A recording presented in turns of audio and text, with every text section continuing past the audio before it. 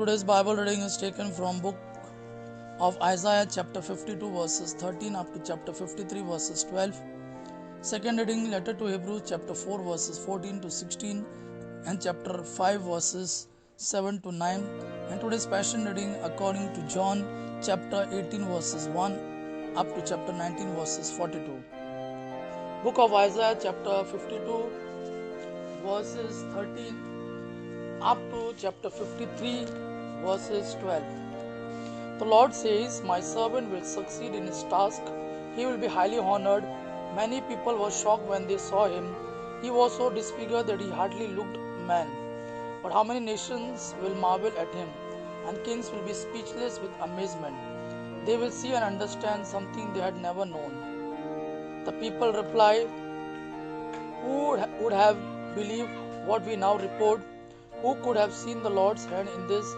It was will of the Lord that his servant It was the will of the Lord that his servant should grow like a plant taking root in dry ground.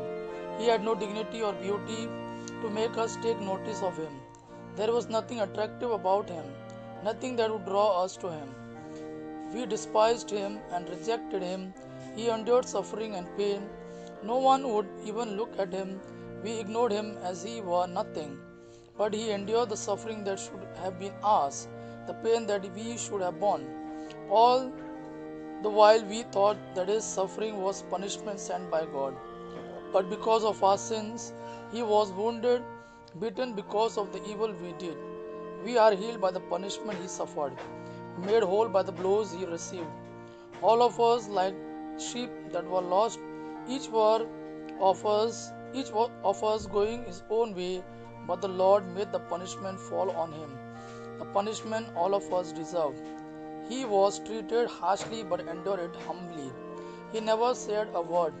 Like a lamb about to be slaughtered, like a sheep about to be sheared, he never said a word. He was arrested and sentenced and led off to die, and no one cared about his fate. He was put to death for the sins of our people. He was placed in a grave with evil men. He was buried with the rich, even though he had never committed a crime or ever told a lie. The Lord says, "It was my will that he should suffer. His death was a sacrifice to bring forgiveness.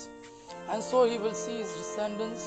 He will live a long life, and through him my purpose will succeed. After a life of suffering, he will again have joy. He will know that he did not suffer in vain. My devoted servant, with whom I am pleased, will bear the punishment of many, and for his sake I will forgive them. And so I will give him a place of honor, a place among great and powerful men. He willingly gave his life and shared the fate of the evil man. He took the place of many sinners and prayed that they might be forgiven." Today's second reading, letter to Hebrews chapter 4 verses 14 up to chapter 5 verses 1. "Let us then hold firmly to the faith we profess, for we have a great high priest who has gone into the very presence of God, Jesus the Son of God. Our high priest is not one who cannot feel sympathy for our weaknesses. On the contrary, we have a high priest who was tempted in every way that we are, but did not sin. Let us have confidence then and approach God's throne where there is grace. There we will receive mercy and find grace to help us just when we need it."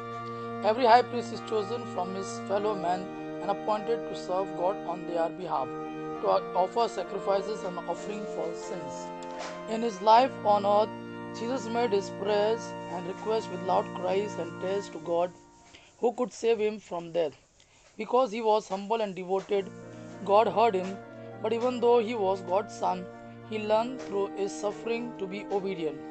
When he was made perfect, he became the source of eternal salvation for all those who obey him. Passion of our Lord Jesus Christ according to John chapter 18 verses 1 up to chapter 19 verses 42. After Jesus had said this prayer, he left with his disciple and went across the brook called Kidron. There was a garden in that place, and Jesus and his disciple went in. Judas the traitor knew where it was, because many times Jesus had met there with his disciples. So Judas went to the garden, taking with him a group of Roman soldiers and some temple guards sent by the chief priests and the Pharisees. They were armed and carried lanterns and torches. Jesus knew everything that was going to happen to him. So he stepped forward and asked them, "Who is it you are looking for?" "Jesus of Nazareth," they answered. "I am he said. Judas the traitor was standing there with them. When Jesus said to them, "I am he," they moved back and fell to the ground. Again Jesus asked them, "Who is it you are looking for?" "Jesus of Nazareth," they said. "I have already told you that I am he." Jesus said, "If then you are looking for me, let these others go." He said this so that what he had said might come true. "Father, I have not lost even one of those you gave me." Simon Peter, who had a sword, drew it and struck the high priest's slave, cutting off his ear. Simon Peter, who had a sword, drew it and struck the high priest's slave, cutting off his right ear. The name of the slave was Malchus. Jesus said to Peter, "Put your sword back in its place. Do you think that I will not drink the cup of suffering which my Father has given me?" Then the Roman soldiers with their commanding officer and the Jewish guards arrested Jesus, bound him, and took him first to Annas. He was the father-in-law of Caiaphas, who was high priest that year. It was Caiaphas who had advised the Jewish authority that it was better that one man should die for all the people. Simon Peter and another disciple followed Jesus. The other disciple was well known to the high priest. So he went with Jesus into the courtyard of the high priest's house, while Peter stayed outside by the gate.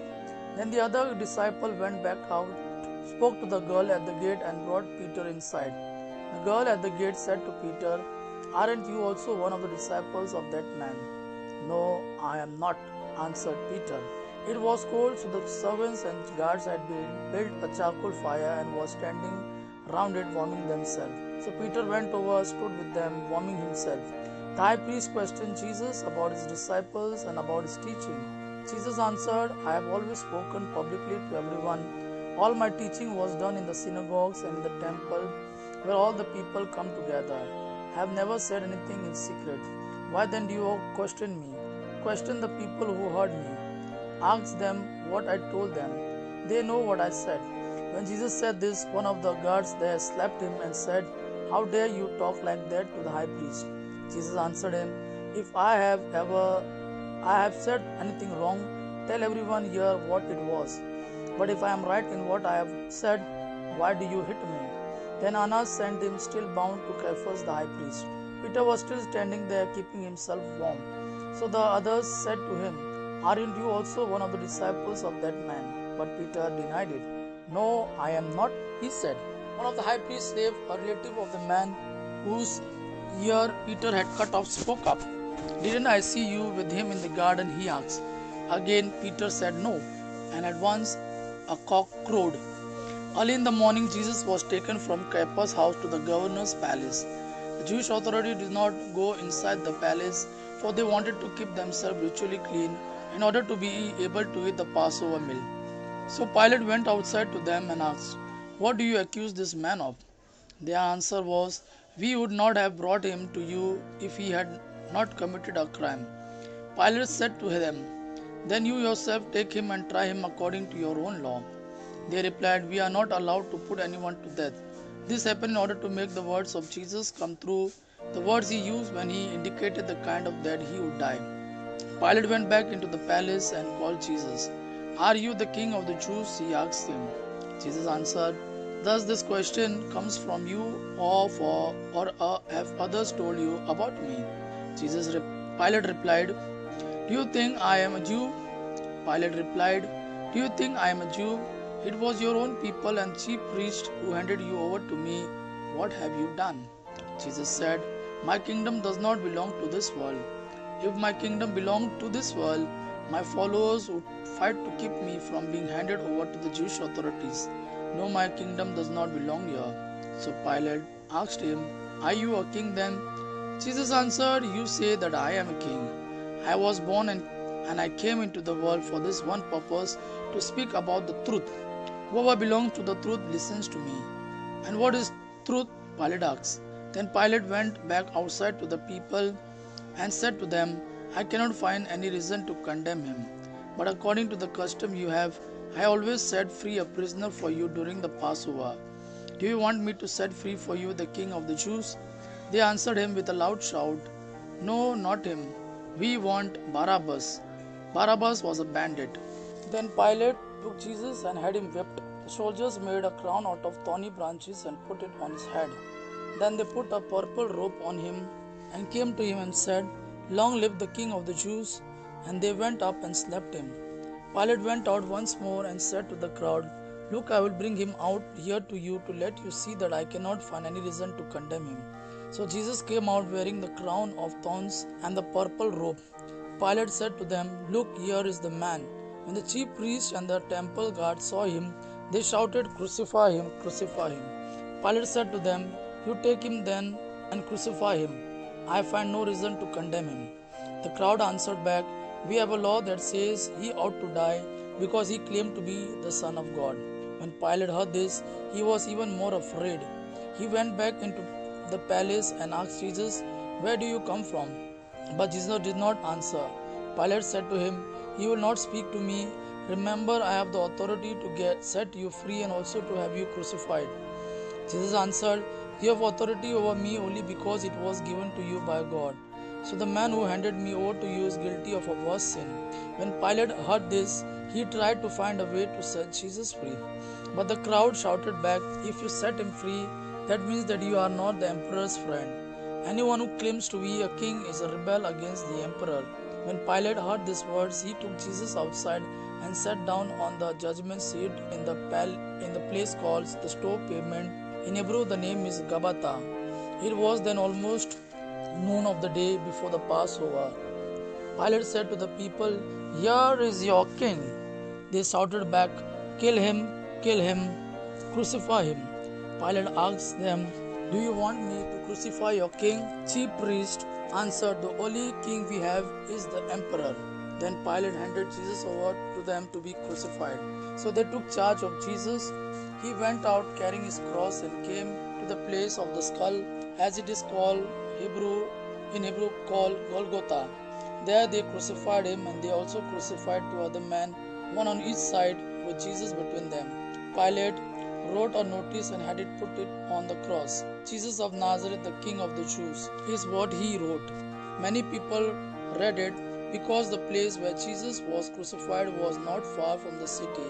The notice was written in Hebrew, Latin, and Greek. The priest said to Pilate, Do not write the King of the Jews, but rather this man said, I am the King of the Jews. Pilate answered, What I have written stays written. After the soldiers had crucified Jesus, took his clothes and divided them into 4 parts, part for each shoulder. They also took the robe, which was made up of one piece of woven cloth without any seams in it. The soldiers said to one another, Let's not tear it, let's throw dice to see who will get it. This happened in order to make the scripture come true.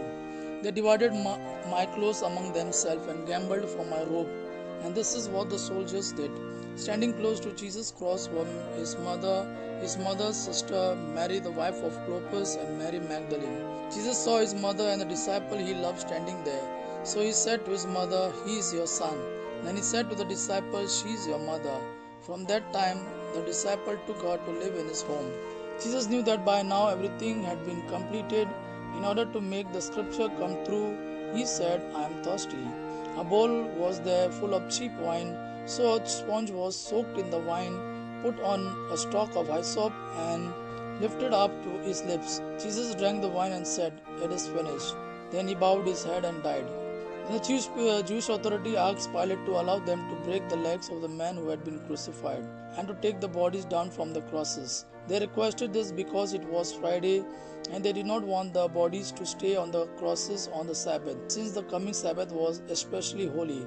So the soldiers went and broke the legs of the first man and then of the other man who had been crucified with Jesus. But when they came to Jesus, they saw that he was already dead, so they did not break his legs. One of the soldiers, however, plunged his spear into Jesus' side, and at once blood and water poured out. The one who saw this happen has spoken of it, so that you may also believe. What he said is true, and he knows that he speaks the truth. This was done to make the scripture come true. not one of his bones will be broken. And there is another scriptures that says, people will look at him who they pierced. After this, Joseph, who was from the town of Arimathea, asked Pilate if he could take Jesus' body. Joseph was a follower of Jesus, but in secret because he was afraid of the Jewish authorities. Pilate told him he could have the body. So Joseph went and took it away. Nicodemus, who at first had gone to see Jesus at night, went with Joseph, taking with him about 30 kilograms of spices, a mixture of myrrh and aloes. The two men took Jesus' body and wrapped it in a linen with the spices according to Jewish customs of preparing a body for the burial. There was a garden in the place where Jesus had been put to death, and there was a new tomb where no one had ever been buried, since it was a day before the Sabbath, and because the tomb was close by, they placed Jesus' body there. Passion according to John.